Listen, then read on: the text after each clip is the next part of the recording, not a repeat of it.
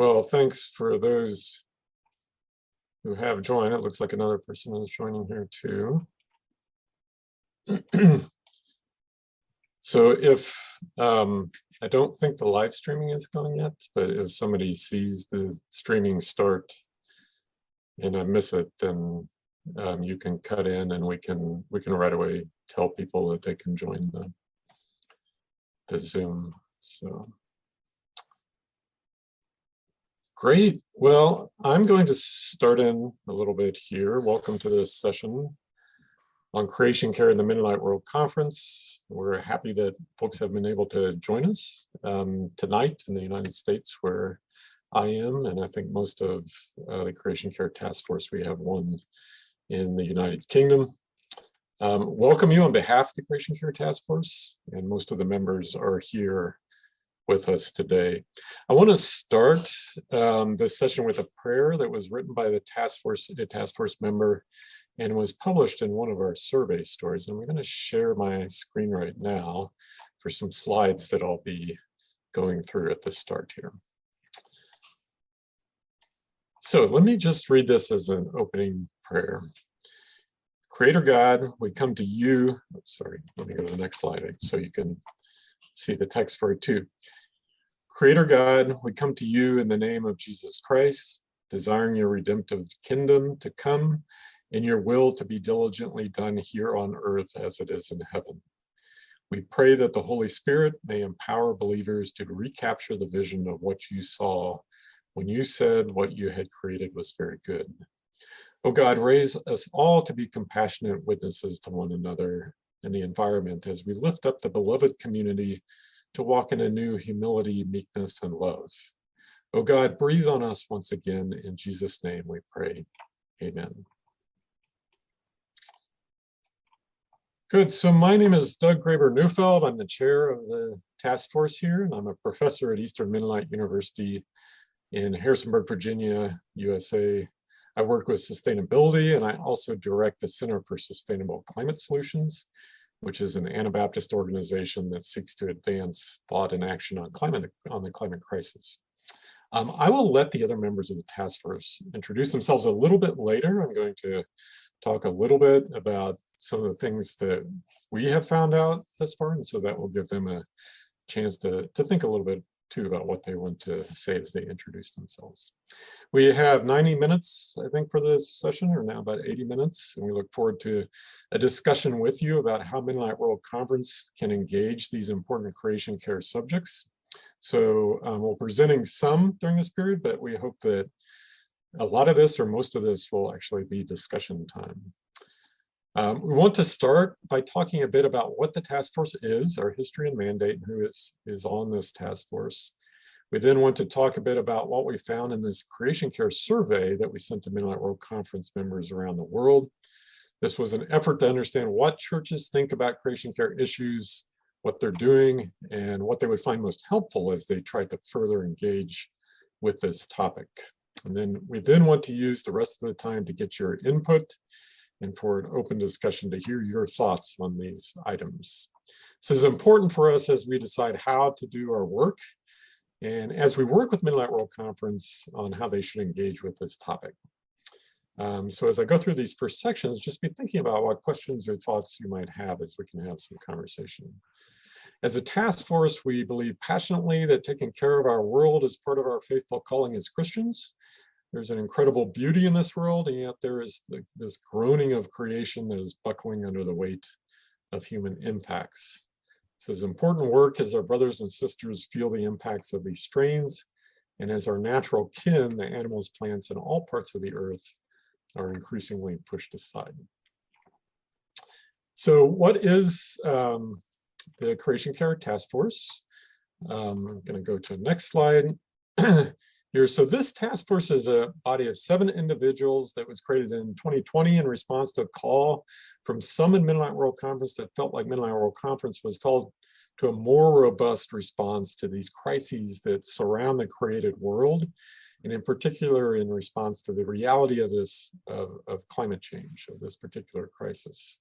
So in April of 2020, the Midnight World Conference Executive Committee created a task force, and this is a body with a mandate to address some initial steps in how Midnight World Conference can internalize these realities and make creation care a part of their operation. So a task force is different from a commission. This is just a screenshot of the website, which shows the commissions. You may be familiar with these 4 commissions, but the Midnight, the Creation Care Task Force is separate from these commissions. We're a standalone body. Task force is not assumed to go on forever, but rather to accomplish a set of goals, which presumably then leads to other steps. So we've been meeting for about 2 years, and at some point we imagine we'll transform into a more permanent committee, or a committee with a more permanent mandate. The task force has a web page on the Midnight World Conference site that you can go to. You can see some of the text from that website here. This comes from the document that established our mandate. And what's striking is that there are a couple of things on this, and I just saw that I think we're being live streamed now, so I'm going to pause just a moment. For those of you that are live streamed, I can't see you right now, but we're going to invite you to join the Zoom room if you want. And Peter, do you just want to show us? Do you want me to stop share for a second so you can show? The Zoom link is located right below the live stream. Okay, so there's a way for people to on join. That screen. Okay, that's wonderful. Great. So if you're live streaming, if you see the Zoom link, you can click on the Zoom link and come over. You've just joined, and I really just started to explain some things, but I'm going to talk a little bit about our work as a task force, and then we'll open up for discussion. So during that discussion time, we invite you especially to come over to the Zoom room so that we can see you and interact with you more. All right, I'll continue. So I was giving a little introduction about the Creation Care Task Force. Again, this text comes from our mandate. The 2 things that I want to point out as you read through this: first, our faithful response as a church is positioned clearly in the reality that creation care has increasingly severe impacts on humans. So if our call is to care for the material needs of brothers and sisters, then our calling is to care about creation as well. The second thing that you might notice on here is what could be called an aspect of climate justice. That is that the causes of this crisis and the impacts of the crisis are not equal across the planet. And that is that the global north are disproportionately responsible, while those in the global south are disproportionately impacted. I think that most people know this. And then finally, you can see at the bottom the 2 key aspects of our response: working at a plan for Midnight World Conference, while at the same time initiating activities to increase the awareness about these crises, especially the climate crisis. More specifically, we have a mandate to work on 5 items.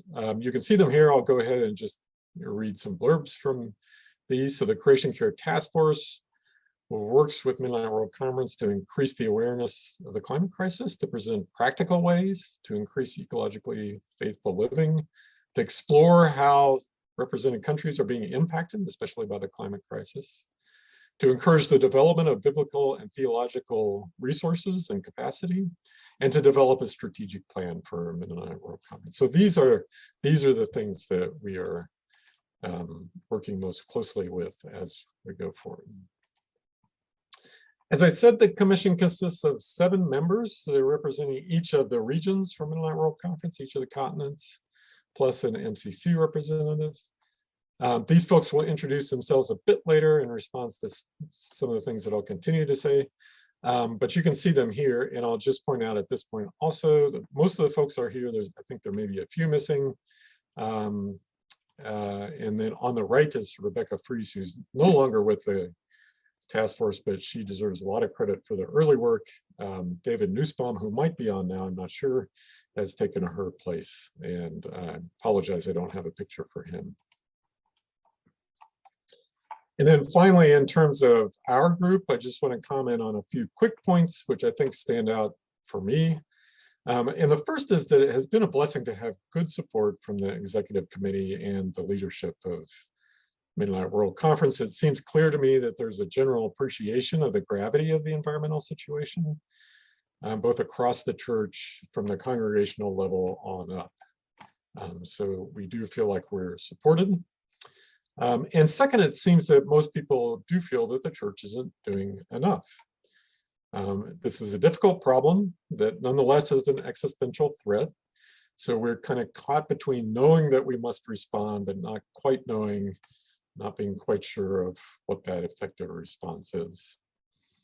And we recognize that. Okay, so I want to move in and transition now to talk about one of the first projects that we undertook as a task force. And I will say, if there are other questions about other things with the task force, then as we move into the discussion, we'll be very happy to talk about those as well. So this first task was a broad survey to try to understand what the needs of the Mid-Atlantic World Conference congregations are. And it provides a good starting point for general discussion about creation care within Mid-Atlantic World Conference and our task force.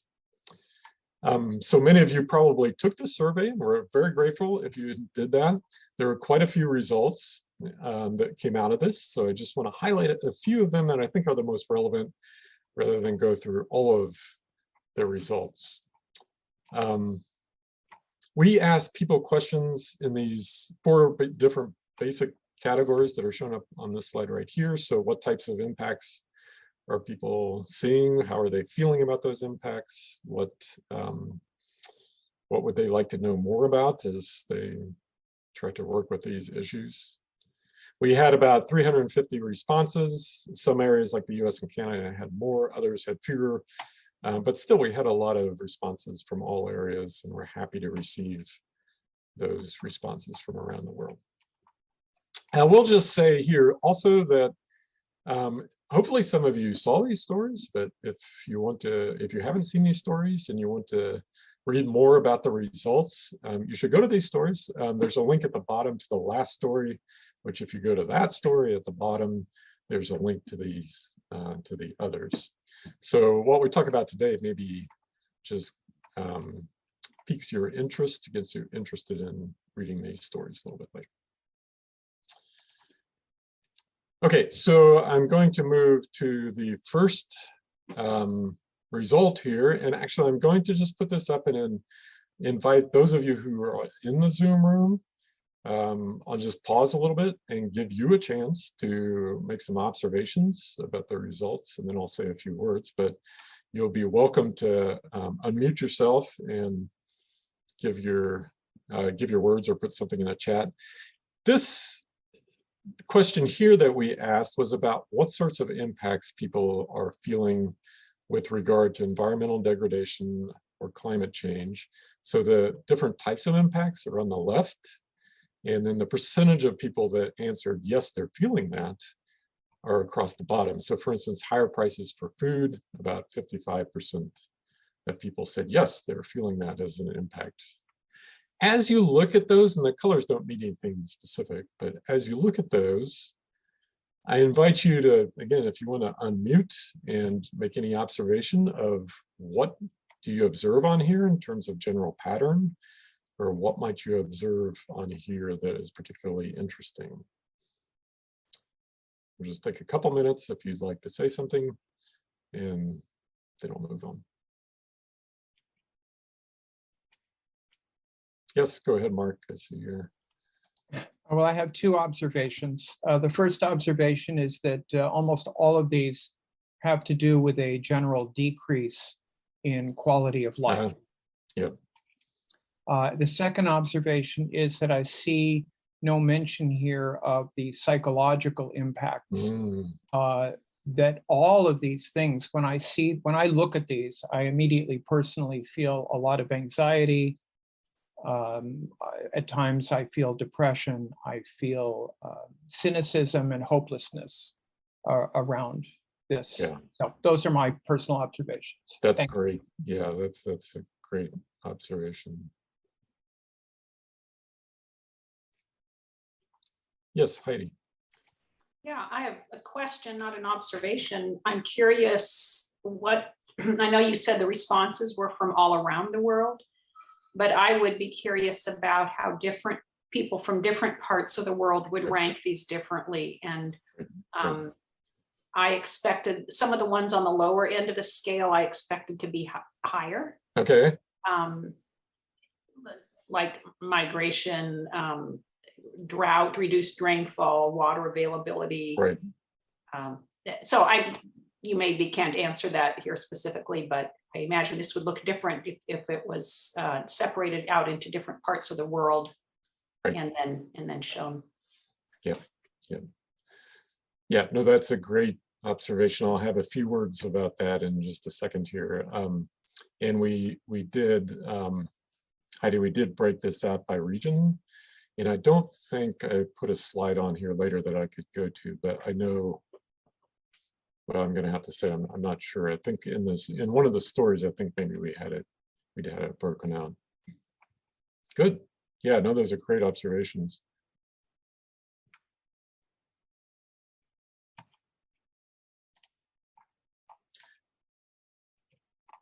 So you can think about this, and we can talk more about this in a bit, but and some of these things touch on exactly what was just mentioned. But the conclusions, part of the conclusions that we came up with was that, well, first of all, climate and other impacts are affecting people. And as was mentioned, all of the things on this list are decreases in quality. We asked about these 17 possible impacts, and a large proportion of the people that responded said that they were experiencing at least one of them. And one of the things that was interesting, and this gets to the question of the different areas, was that when we looked at the results, there were in North America and Europe, there was a percentage of people who said that they were not feeling personally the impact of climate change yet. It didn't mean they weren't concerned about it or didn't realize that it was having an impact, but they just personally, they were not feeling the impact. There was not a single response that came from Asia, Latin America, or Africa that said that. So that's an example of I felt like one of the more dramatic differences between these two areas. So these are really dramatic impacts, and I'll just go to the next slide. We can go back to that graph a little bit more if we want to. Also, you see a couple of things here. There's a quote from a gentleman in the DRC who describes the sort of magnitude of the impacts that he is feeling. And then you see a picture of this is a Mennonite school, or it was a Mennonite school at least, in Guatemala, and the impacts of the hurricanes that are impacting this. So these are some dramatic illustrations of how these impacts are being felt. I think another thing that we felt was that when we looked at the impacts reported, the ones that people were reporting were the ones that affected them personally, such as food security and pollution and heat, economic impacts, drought and flooding, pollution. These were all common impacts that were being reported. So people are thinking about how these things are affecting them on a day-to-day basis rather than some of the longer term threats. And Heidi, I think you pointed out towards the bottom here, there's things like sea level rise or hurricanes and typhoons, which were less common, even things like migration or wildfires. So this dramatically illustrates what we know, that climate change impacts are not distributed equally and will only cause more inequality in the world. And the other thing that I just point out is that that first one where it talks about increases in prices for food, there was a dramatic difference in the areas. 80% of people in Africa reported that was the case, whereas only 9% of people in Europe. And in North America, it was lower as well. Notably, these respondents also linked the environmental problems directly to social issues, such as increased violence, decreased school attendance by children, mental health, and migration. So there was some other data that brought in the mental health aspect of that. And all of these responses indicated the environmental problems can impact all the facets of our life. And we can't think about these problems as separate from other important social challenges. In fact, when we looked at respondents who experienced multiple indicators of environmental degradation, so they had more of a challenge with food security, and they were feeling the heat, for instance, that they were twice as likely to report effects of multiple social issues like poverty or health or violence or migration. Furthermore, and this gets to some of the mental health question that was brought up a little bit ago. Although different areas of the world are affected differently, across the globe there are similar feelings, broadly speaking, of sadness and fear. Fear especially was prevalent. So here you see in different regions of the world, these different sort of categories of emotions that were expressed by people when we asked them about this. And this was interesting because some people, like Mark in the Philippines, the quote that's shown here, are motivated by the challenge and by these feelings, but more often people respond with a lack of hope or motivation. You can see that in a column in that chart there. So perhaps these feelings of sadness and fear are in fact hindering an effective response to this climate crisis, as was suggested a little bit earlier. Okay, so the second take-home lesson is that churches do hear about creation care and they engage with some environmental activities. They perceive church leaders as being aware of creation care issues. I'm not showing all the data for this, but this was something that came out in the results. But it's variable and often not as frequent or in as much depth as most people would like. So these two quotes illustrate the range of perspectives on their church engagement. This quote from Indonesia shows how creation care is integral to the theme of a synod in Indonesia, showing how creation care is embraced by leadership at a higher level. Whereas the quote from the United States shows the challenges of many churches where creation care is not central to the church's activities and in fact is opposed by some.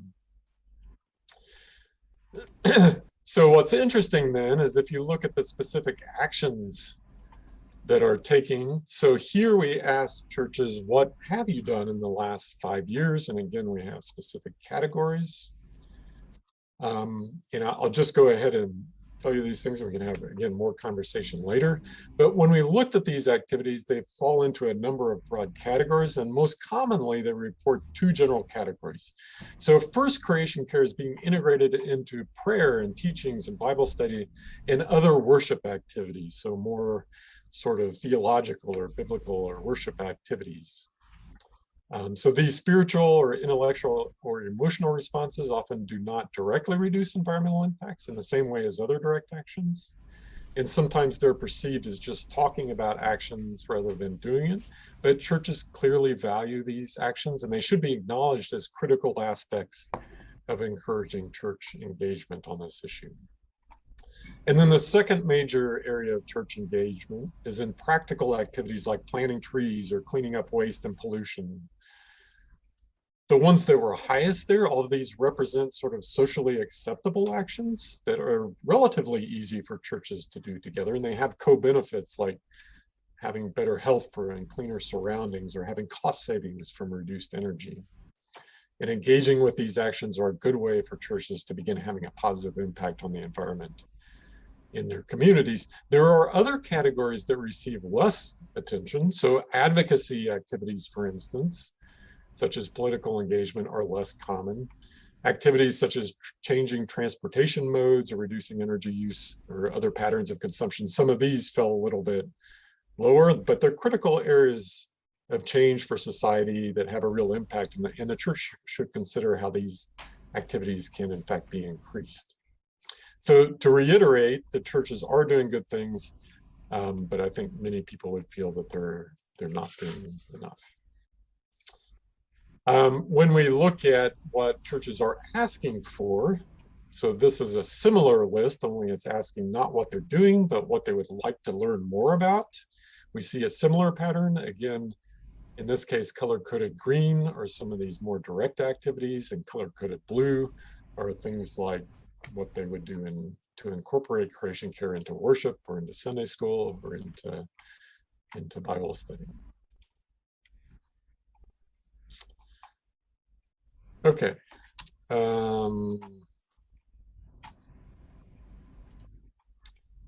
losing my place here a little bit, but as you can see in these quotes here as well, there are voices which are calling the church to a higher standard, and people are asking for resources. And so that's something that as a task force, we are thinking about a little bit more. If we dive a little bit deeper into that, I'm going to move on to the next slide here.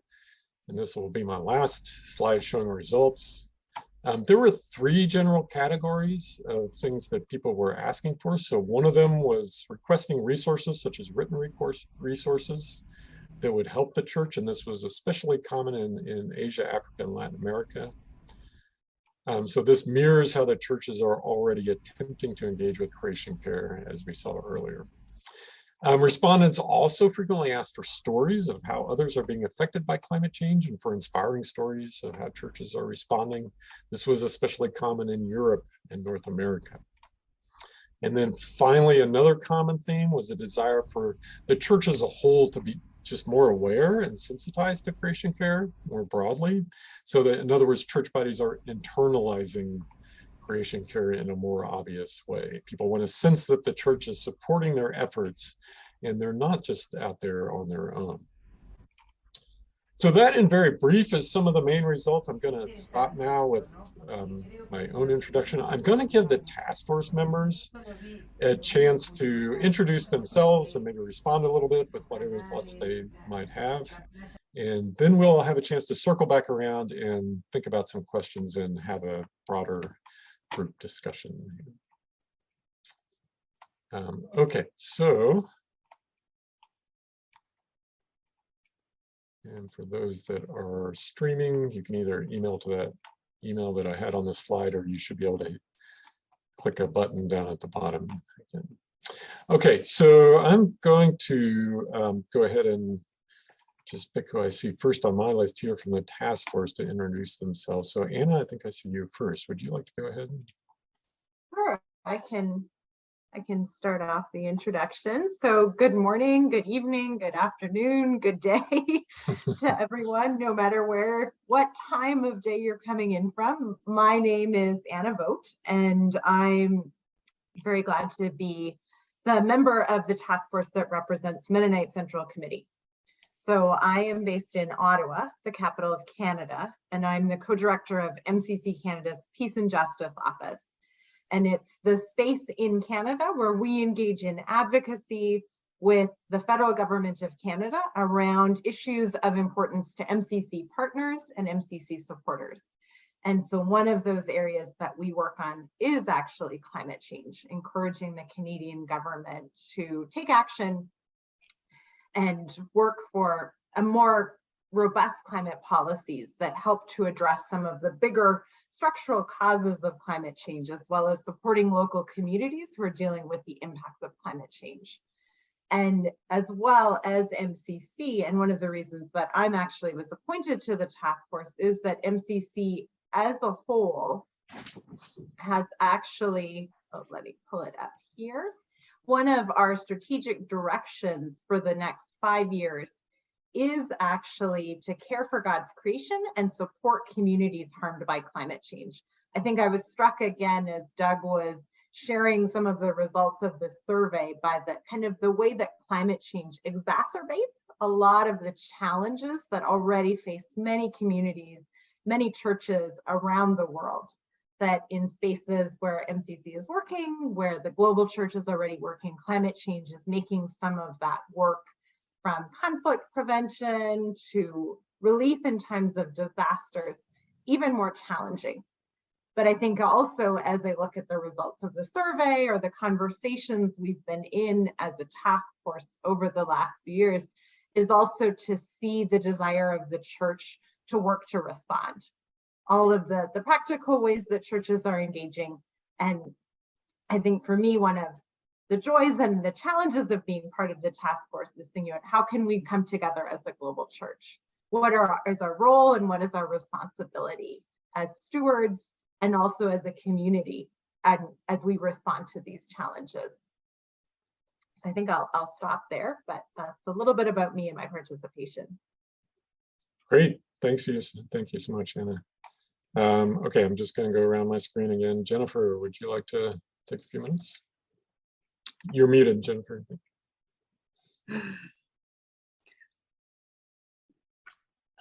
I can go, but do we really want all the North Americans first? Why don't you just go? It was purely random here. That's not Okay. supposed to indicate anything, and my apologies for the non-North Americans. So, Anyway, hi, I'm Jennifer Schrock, and I'm joining you from Goshen, Indiana, in the Great Lakes region of the US. I'm the director of Mennonite Creation Care Network, and I've worked with that organization since it began in 2006. My energy for the work that I do comes from my love of nature and from scripture. I like to work with texts, and while by now I'm a little tired of the same 5 to 7 scriptures usually used to discuss creation care, I do find it interesting to read the Bible from the perspective of our current environmental situation. Recently, I wrote a paraphrase of 1 Corinthians 13, in which I imagined the Apostle Paul had written that chapter to contemporary churches wrestling with climate change. It was amazing how a safe, familiar passage morphed into something very thought-provoking and challenging. Mennonite Creation Care Network helps churches that want to incorporate care of the earth into their ministries to find the resources and companions that they need. We are a network of people and churches with this interest, and we gather and share their stories on our website and in a monthly newsletter. I'm proud to say that our churches approach the task in a great diversity of ways. Here are just 2 examples that I've been reflecting on lately. The Alamosa Mennonite Fellowship in Alamosa, Colorado, includes avid bikers whose work made them aware of a lack of public transportation in their town. So they, along with community members who needed transportation, began the Alamosa Bicycle Coalition. And they rebuild bicycles and make bikes and bike repair available to those who need them, providing training in bicycle repair as well. This group's enthusiasm for biking and that skills that they've developed as a result are enabling carbon-free transportation that gets people to jobs and healthcare and other services they need. So I like that example because just the way many different objectives intersect and relate to working toward a carbon-free environment. Here's another example. Albuquerque Mennonite Fellowship in New Mexico is located in an area suffering from extreme drought and water issues. Situation that's complicated by climate change and the lack of a plan on how to respond. Over the years, members of this church have developed a deep knowledge of their watershed. Now they're building on that passion by sharing their concern through a community newsletter. It's called the Mid-Rio Grande Times. That's the name of the river that goes through their area. And that online magazine encourages local residents to live sustainably and participate in earth justice and confront harmful policies. This is an important service because, at least here in the States, local journalism is difficult to fund. And that leaves a lot of communities without information about their region. You can't address environmental issues if you don't know what's going on. So those are just some examples of some of the things our churches get it up to. While our focus is Canada and the US, that doesn't mean that you can't sign up for our newsletter and use our resources no matter where you are, if you find them helpful. And if you don't, I could see lots of networks like this in other parts of the world as well. So anyway, you're welcome to visit the Mennonite Creation Care Network website and sign up if you'd like. I look forward to hearing from everyone else. Great. Thank you, Jennifer. So let's move out of North America now. Juliana, would you like to go next? Yes. Hello, everybody. Greetings from, well, my base is Bogota, Colombia, even though right now I'm not there.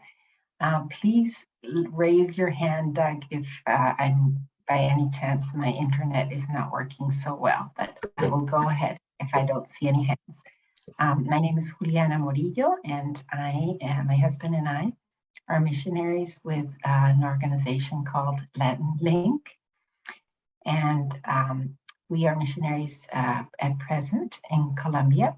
I am a Colombian, and we are part of the Mennonite Church in Teusaquillo in Bogota. Well, I'm the Latin American member of the Creation Care Task Force. And I think each of us from different perspectives brings a richness to the group that we all appreciate, and we really hope that we can contribute to increasing the consciousness and the action on the part of us as Mennonites worldwide, building on the richness that there is in the different contexts. I think that we as a Creation Care Task Force have a goal to be able to mobilize churches so that churches can at the same time mobilize their own communities or their own faith communities, both to reflection and to action. So that is what we feel committed to do in some way.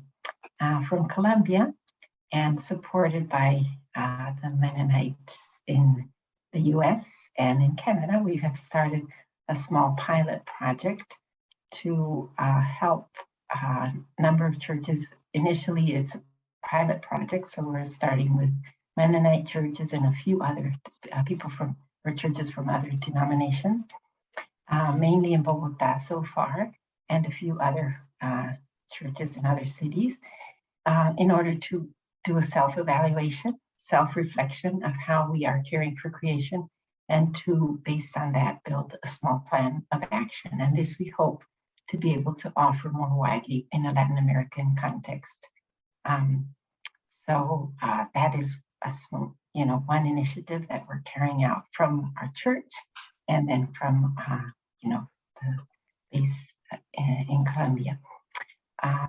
And I think, as I mentioned before, each region brings a richness. And I think one of the issues that we could highlight from Latin America and particularly Colombia is precisely, because of our biodiversity, being a very biodiverse region, and because of the riches in natural resources, we're often subject to a lot of related violence and conflict,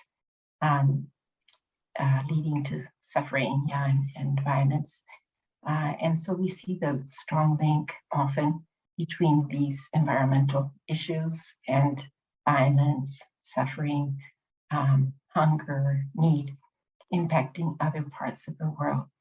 And so we can establish kind of a link, a liaison between churches and members from different parts of the world, bringing richness to certain situations, discernment, and being able to really care together and come to solutions that can be collaborative as well.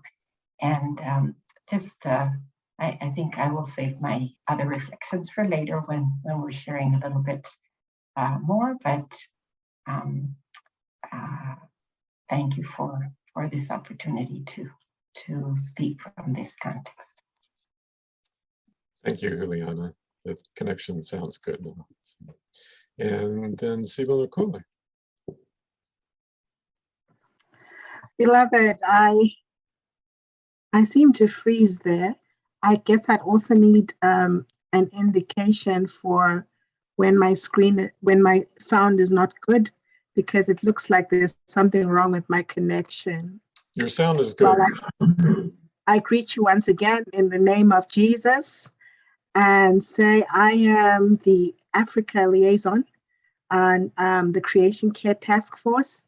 My name is Sibonogushe Ncube, and I am right now sitting in Goshen, Indiana, because I'm a seminary student at the Anabaptist Mennonite Biblical Seminary. In Africa, there are some interesting views on the drivers of the shifting climate.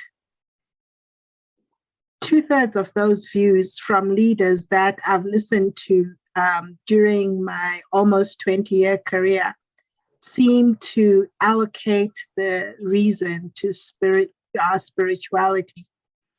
Christian leaders think that, as First Chronicles 7:14 says, that we should humble ourselves and pray and seek God's ways and turn from our wicked ways so that God heals the land. That climate is changing because of our sin. Then we have traditional leaders, because we also have vibrant, primal traditional religions in Africa.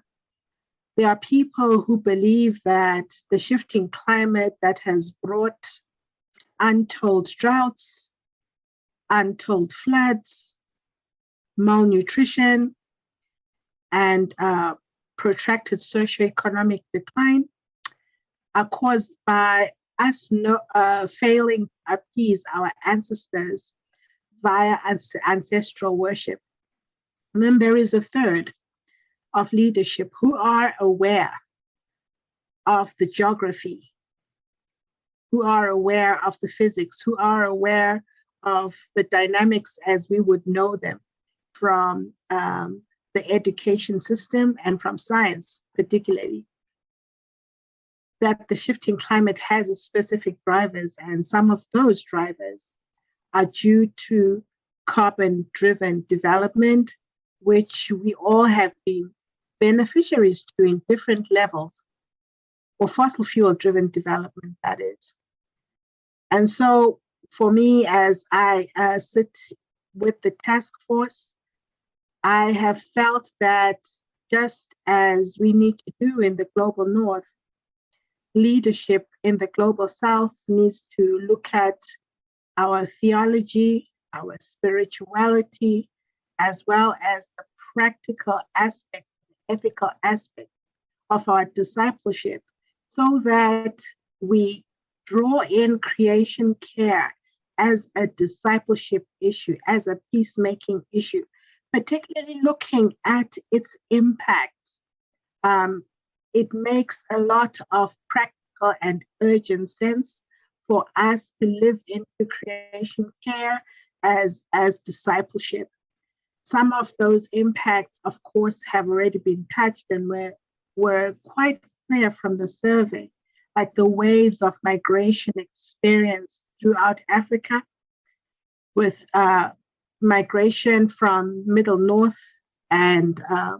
East and North Africa, with people moving into Europe, and those from sub-Saharan Africa somehow draining downwards into South Africa, and also trying to penetrate areas across the waters like the United Kingdom, and the United Kingdom as the former colonizer, and the United States of America. And what this has done to communities that basically live off the land is to leave highly dependent older persons who work the land with a large dependent population of very young children who cannot supply the labor for working the land, because most of the people, particularly in East, West, and Sub-Saharan Africa, depend on the land for a living. And the church, as a very venerable and still respected institution, would do well to not only take up leadership in creation care, but deepen, as I said before, our theology, our ethics, and our spirituality, and embodied discipleship in the area of creation care. And how did I come to being concerned with creation care? I think creation care actually chose me. And from a very young age, I remember being very concerned from about 8 to 10 years old about stories of hunger, about stories of lack, and the shocking rural-urban migration that happened in my country, Zimbabwe. And I could clearly see emaciated people coming from rural Zimbabwe. And I could see how the change in weather patterns, as it was thought back then in the 80s, was dealing a hard blow on the quality of life that people were experiencing. Unfortunately, also because of bad governance, there hasn't been a significant shift in quality of life that people are experiencing.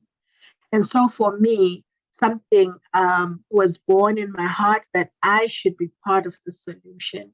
And it becomes very humbling then to serve Africa-wide, and also hopefully to deepen that service both strategically and tactically within our global commune in the work of advocacy and in some dreams that we have on the continent for an Anabaptist peace and creation care network. And I am right now still linked, though I'm at seminary, to women who work the land and young persons who are finding innovative ways by way of adaptation strategies as they work the land. And I have worked and continue to place a premium on the help that the Mennonite Central Committee, for instance, has been lending to development partners, both in the Anabaptist family and just in civil society in general. MCC has been very helpful in programming in sustainable livelihoods to help communities not only adapt, but also work on innovations that will help communities access sustainable off-the-grid solutions towards a more resilient lifestyle. And there are also many other programs that include seed multiplication, that include sustainable agriculture that is climate smart, so that communities can produce adequate amounts of food for at least 10 months out of the 12 months in a year. And quite importantly, the centralizing peace building programming within the Sustainable Livelihoods programming has been one of those winning ways that I've been involved in. And I think another very important aspect that the churches in Africa will hopefully be looking at in the short term is the issue of advocacy.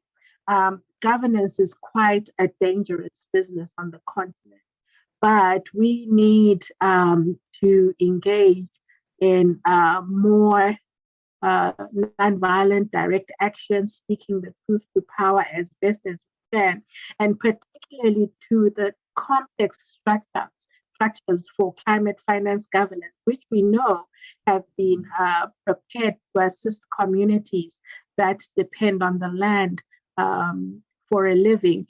For instance, we have the Green Climate Fund that is, which essentially bears the pledges from countries that have pledged, those countries that are more highly impacted by the shifting climate, to receive funding so that they channel this to farmers.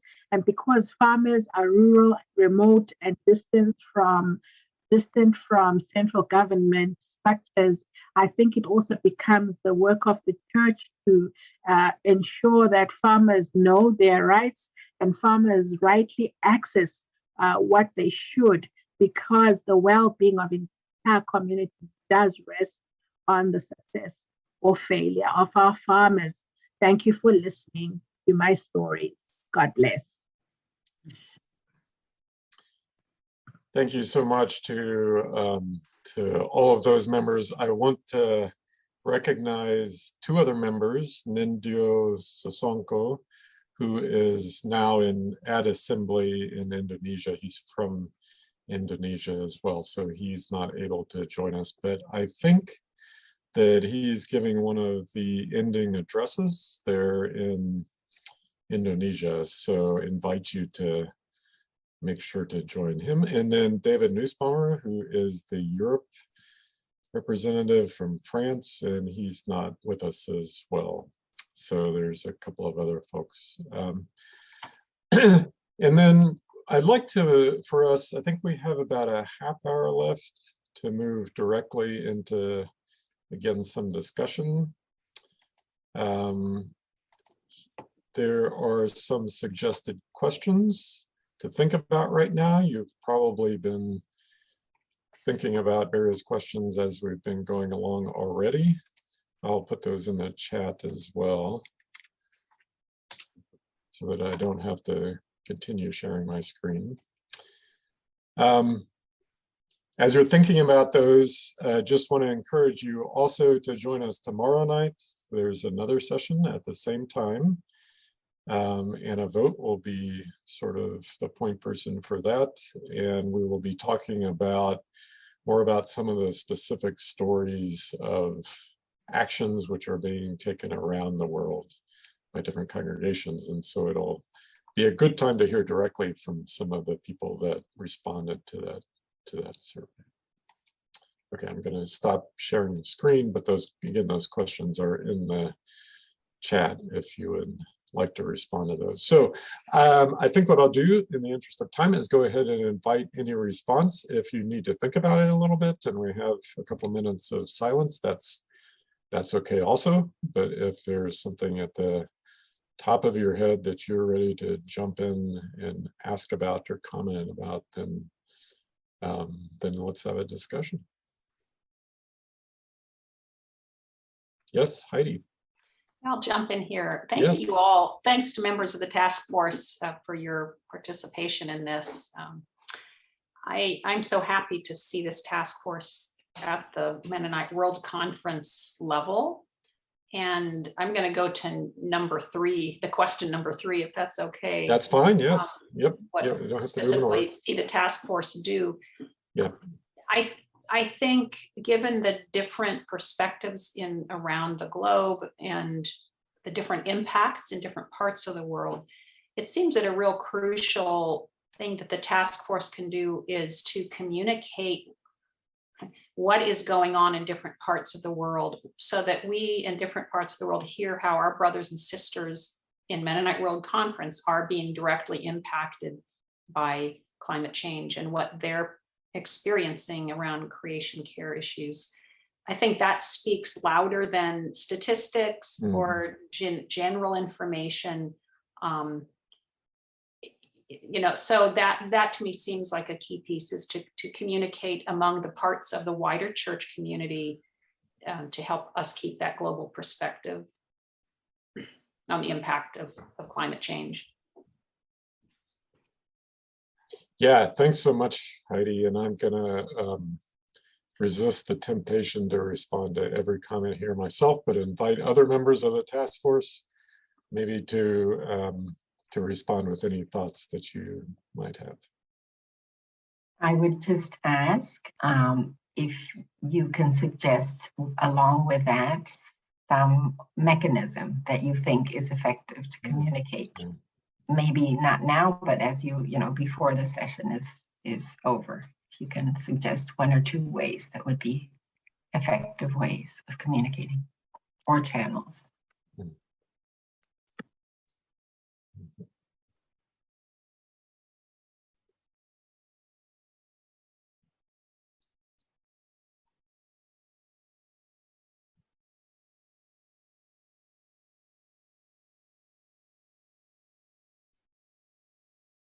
while you're thinking about those questions, or other task force members are maybe thinking of responding, I'll just agree strongly with you, Heidi. I think that the evidence is pretty good that while the facts are important, that as humans, we respond sort of very emotionally on a gut level with a lot of these things. And so stories have a great potential to engage people and sort of hit them more spiritually than some of the more hard facts.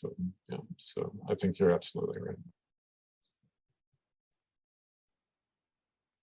And I will say also that the survey had just a rich collection of those stories. Some of those came out in the story series. And again, some of those, join us tomorrow night, you'll hear some of those stories also, both on impacts and on solutions also.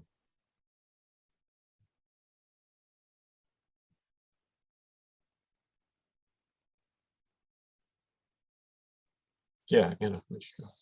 Maybe if I can just say something too, thinking about the power of stories. I think one thing that was maybe a little bit surprising to me reading some of those stories, especially as someone from the global north, is that we often think that that's where change needs to happen.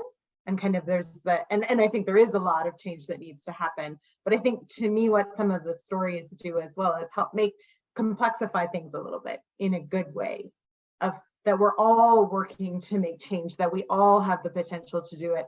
How do we learn from each other? How do we take the responsibility that's ours, recognizing, I think, our history and our current realities, but also looking at that it's something that all of us engage in together, no matter where we're located. And so I think that's part of the power of stories too, when I think about it, is that ability to walk alongside each other as we respond.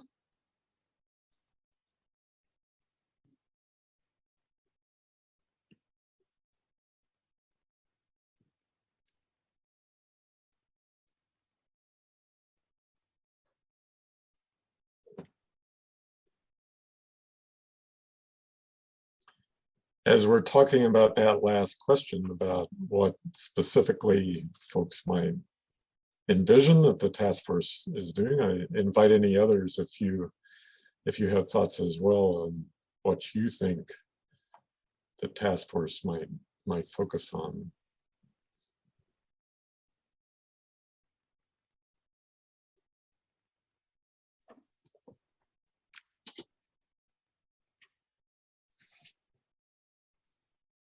Yes, we can hear you.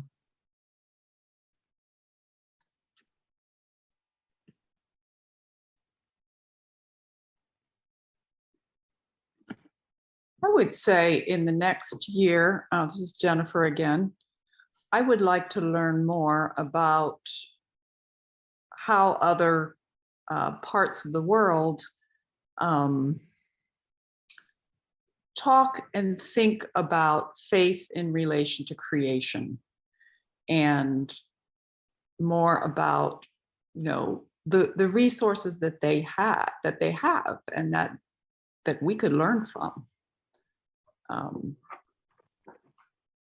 So we are still planning to do a survey of seminaries around the world and just ask them, who is working on this in your region, this intersection of faith and climate creation care.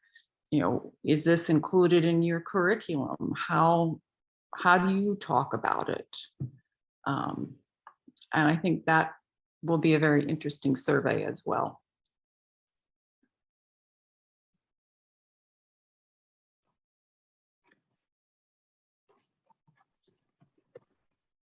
Jennifer, I think, excuse me, you were responding to a question that was relayed by Karen, which I cannot hear, Karen. So I'm gonna, if that was the case, I'm gonna let other folks respond to whatever that question was. I'm not sure why I can't hear, Karen. Yes.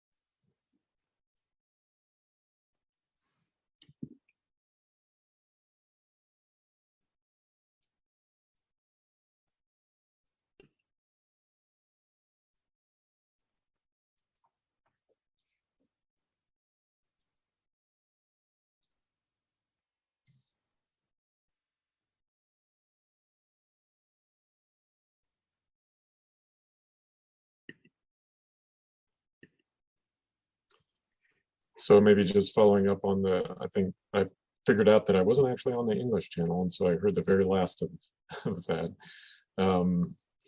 But the thought that it brings to mind, which I think is related to that, is if you think about that first graph where the people talked about the impacts, the pollution was a really high one, which is not necessarily the same as the climate impacts that we oftentimes talk about. But it's of course very closely related to water issues. And so worldwide, water pollution is a huge issue, and is of course a creation care issue as well. So I am reminded as we talk about water, we focus a lot on climate issues, but climate issue is not the only one. And there are some things which are more specific to one or the other creation care issue that we think about. They all overlap, but they aren't equally important in terms of specific impacts.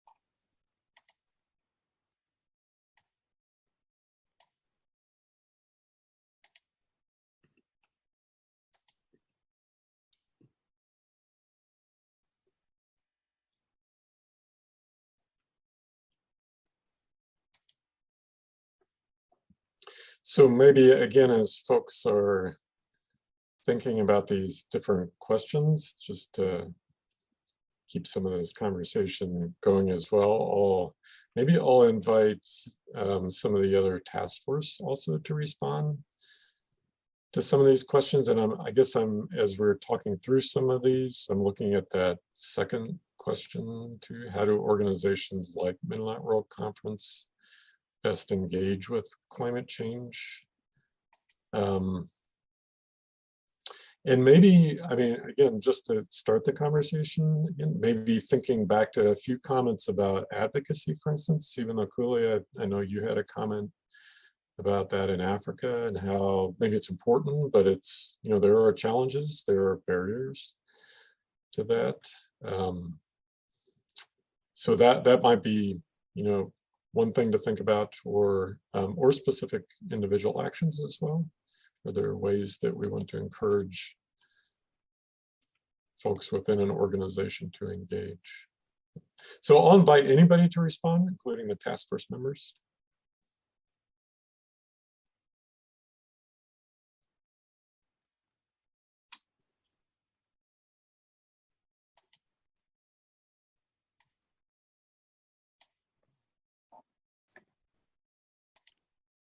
I think that in many parts of the world, the Mennonite churches are identified by their also reaching out to their community and becoming involved in issues locally. And this has been done in other issues like healthcare, caring for the needs of the most vulnerable, migrants. And I think right now, an important expression of our faith as well can be caring for creation as an expression of, our involvement in society. And I was listening to another of the workshops as well about where they were highlighting the need to stress advocacy stronger, as one of the components. It's one of the actions that we can do as churches. Sometimes we are kind of afraid of the term because of the political connotations that it can have in certain contexts, right? But I think that it doesn't necessarily have to have that expression, or and it can be in a variety of ways. But I think that our caring for creation certainly can have a variety of of expressions. And I think we lived it here in our country, in Colombia. Just recently, we have had an election of a new president, and it's interesting to see that he has a very active environmental agenda, an interesting environmental agenda that includes like reducing fossil fuel exploration, protecting the Amazon forest and its resources. And I have been part of a group, actually an international group called Climate Intercessors. And we have actually been praying for issues like elections in different countries, Australia, Colombia, and the future elections in Brazil, and for important meetings across the world. So I think this is another aspect that we can possibly highlight within churches as important aspects of what we can do.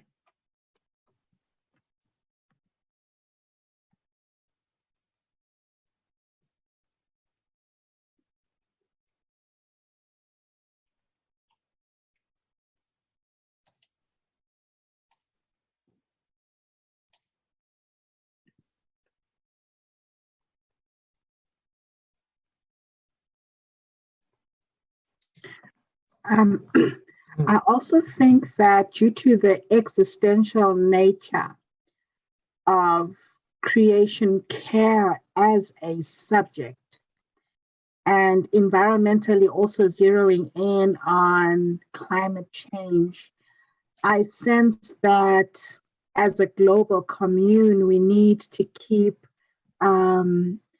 thickening, centering, grounding our liturgy around a sensibility of the interconnectedness of ourselves as humans with other people and the created world as part of our ministration and embodiment of shalom. And what this means for me is a vision of seeing our clergy in particular taking a lead in learning more about creation care, so that we see our curriculum, our Christian education curriculum, giving our young people, our children, a sense of what it is that we are talking about. Because I dare say, with the current state of affairs in terms of incidents of disasters at local and global level, the church should continue to brace for more ecological challenges. And it therefore makes deep prophetic sense for the church to reposition the way she approaches worship and liturgy and ritual, so that we transform, go through repentance, lament, praise, gratitude, and thanksgiving out of a keen awareness of how our peace witness connects with our embodied existence in the world. Thank you. Yeah. Sibo's comments, I really resonate with that about the need for a much more holistic spirituality that sees for where we see ourselves as human beings as part of a holistic creation, not separate from or distinct, different than. And that reminds me of another thing I think that I would hope the task force can attend to, and that is particularly the impact on Indigenous communities and land And that's another intersection here. I know everything is connected. We've talked about social connections and connections to violence, peacemaking issues, but I think that's another really important connection, because there is so much Indigenous wisdom that needs to be reclaimed and understood and honored in ways that we haven't always done. So I don't, where in the Anabaptist where in the Mennonite World Conference are Mennonite churches connecting with Indigenous communities, or where are there Mennonite churches among Indigenous communities that can be supported?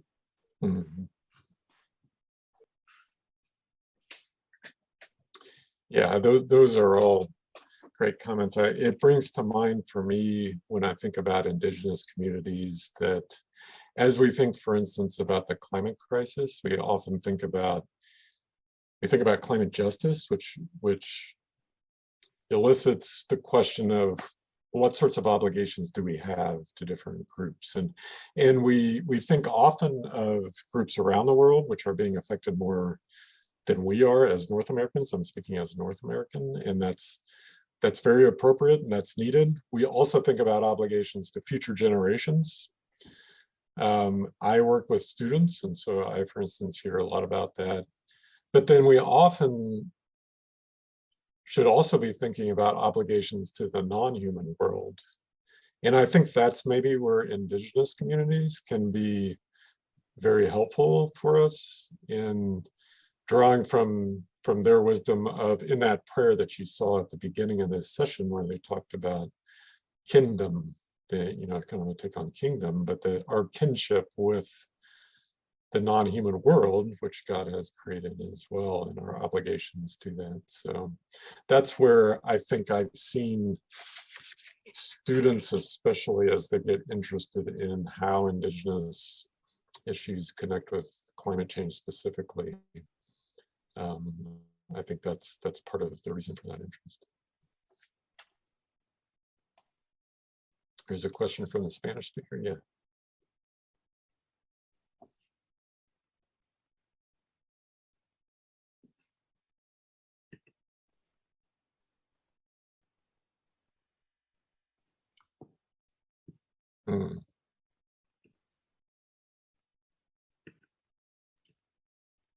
Right.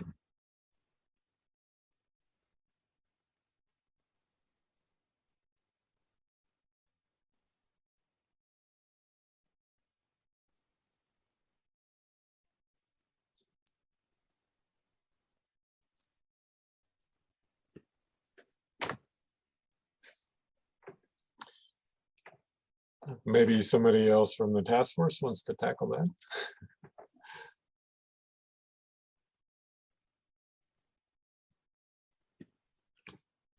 I understand there's a question from the Spanish speakers. Is it possible to? Stephen Nicole. So did you hear Karen? She was giving that. So the question was, Karen, you can correct me, but I think the question was, when we think especially about, say, Indigenous issues, how do we distinguish between taking care of creation but not worshiping creation itself? Is that?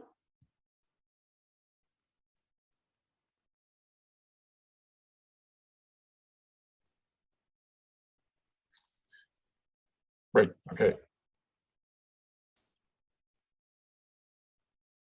So,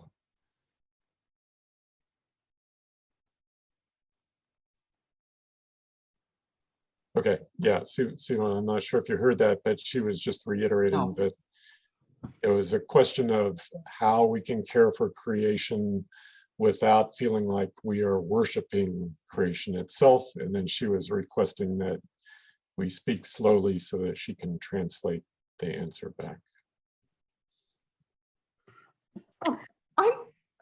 I've thought about that.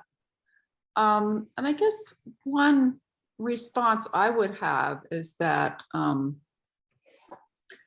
most people who have pets don't worry about worshiping their dog or cat. They're, after they've cleaned up after it a bit, they're pretty clear that it's not God.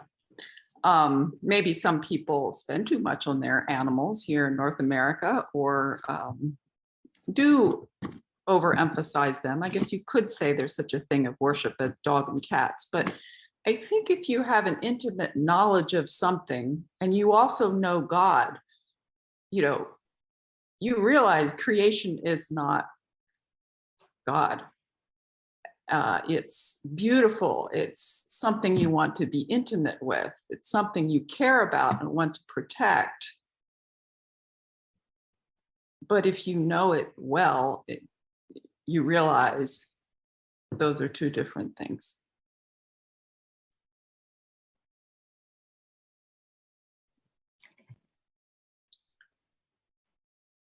I think that having worked among Indigenous groups as well, there was perhaps the fear of those who had, evangelical congregations of not turning over and centering everything on nature and, and I think that the way that we approached it when talking about creation care was focusing on God as the creator, God as the supreme, God as the one who is sustaining his creation and who cares very much and who sees it as good. So I think important to work definitely on the theology and an adequate understanding of nature in relation to God and us in relation to God and to nature, and rethinking these ideas and putting each thing in its place and all under God. But it definitely is an important subject to touch with, especially in certain contexts, and to clarify. So.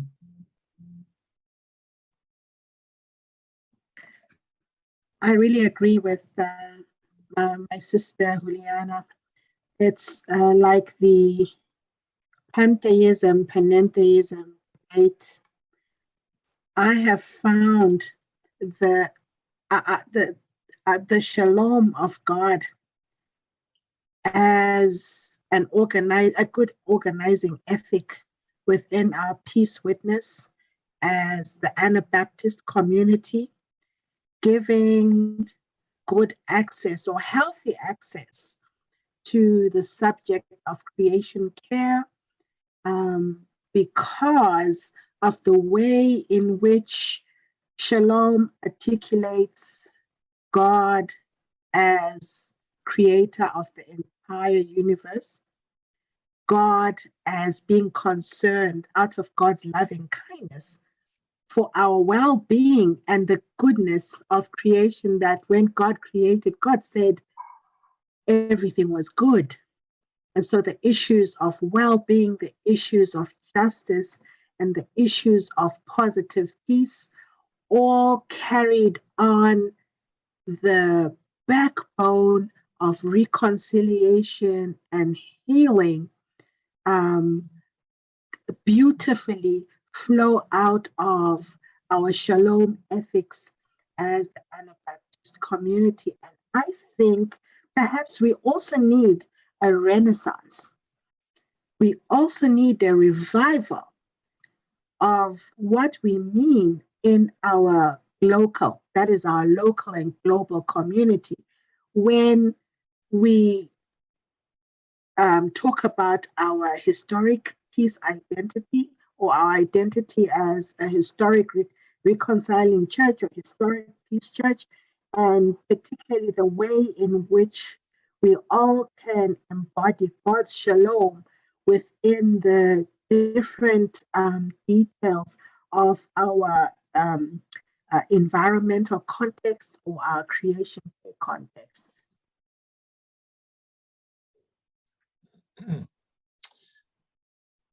Great, thank you so much for those. We're at about 8:30, which I think is our end time. So I'm going to respect the time here. These are good conversations, and I think it's a good question. It was a great question to end this discussion period on. I want to thank everybody for coming. I hope we see you again, that we can stay engaged with you. I hope we perhaps see you tomorrow night. If not, then the task force will be continuing our activities and hopefully have an opportunity to talk with you again about this. So again, thank you for coming, and I hope that you enjoy the rest of the sessions for the assembly. Thank you so much. Just want to give our appreciation to all of the members of the task force and to Karen for the translation as well. Really appreciate it. Thank you. Thank you. Yes, thank you, Karen. And thanks, Peter, for hosting us.